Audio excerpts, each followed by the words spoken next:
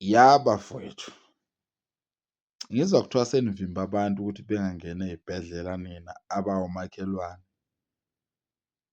Bafowethu, nginombuzo mina, uma kungathiwa kuba nempi abelungu bayasishaya, bayanishaya la e-South Africa, nizobalekelaphi ngempela? Because uyabona le nto yokuthi nihlukumeze abantu bakini abamnyama, niyeke abelungu nama-China nama-India nayo yonke le nto ekhona e-Afrika, iqhamuka e-Europe leyo nto. Uyazi why? Because bahlala phansi laba abantu abamhlophe osiqhamuka nemithwalo, bahlala phansi babona ukuthi umuntu omnyama uma ehlangene, abantu abamnyama uma behlangene banamandla kakhulu, ngeke ukhulume lutho balulalele okanye bakuzwe abantu abamnyama uma behlangene.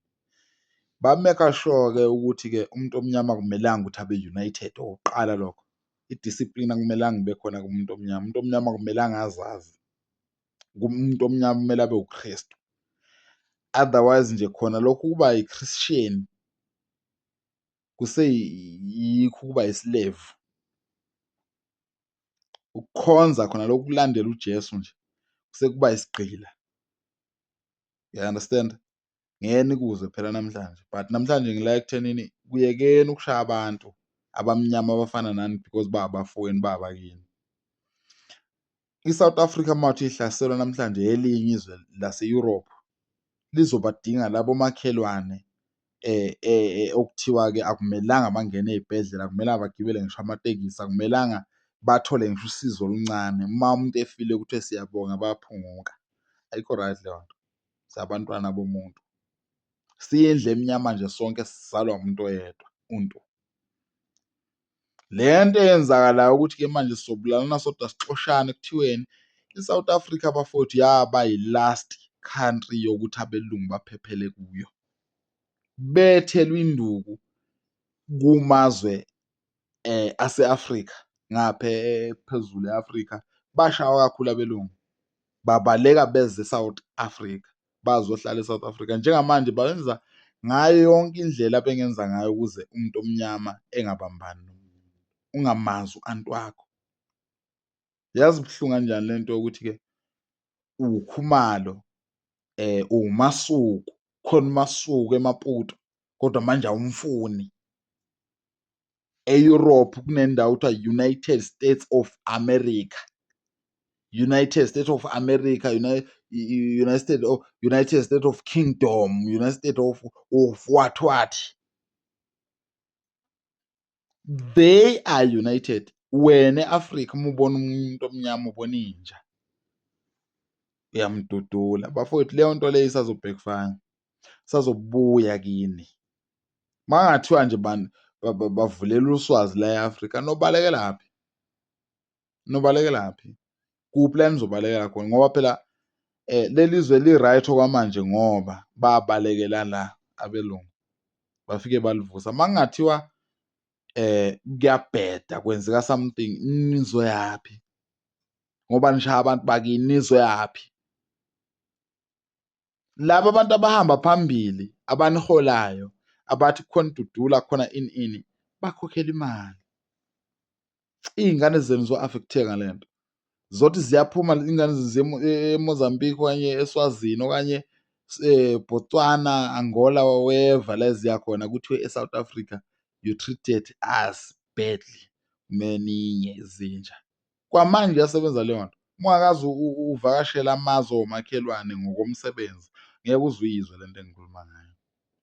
Kodwa uma uthi uyayihamba e-Afrika uzoyizwa le nto. I-South Africa idume kabi e-Afrika, idume ngokuthi ibulala abantu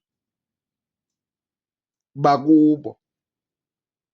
Nibasaba kabi abelungu. Uma kuwukuthi ulwa nama-foreigner, alikho i-foreigner elidlula umlungu. Ngisho ngayaphi bafowethu? Lo muntu wawela ulwandle. Usakhuluma ngabantu abaqhamuka ngengwenya, abantu abeza ngemvubu. Kunomuntu oweza ngegagasi owabizwa ngomlungu. Kumanje awulazi igama elithi umlungu lisho ukuthini. Umlungu igagasi, igwebu legagasi elidalwa igagasi, igwebu elimhlophe.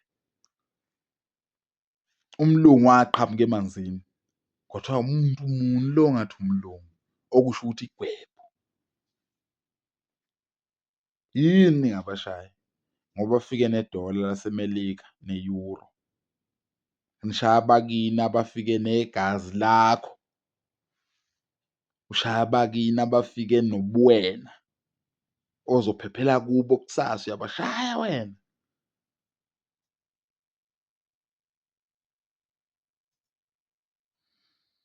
Nibabiza ngamagama abantu bafowethu, iyekeni le nto leyo. Kusasa nizovuka nigijima kusasa, kusasa.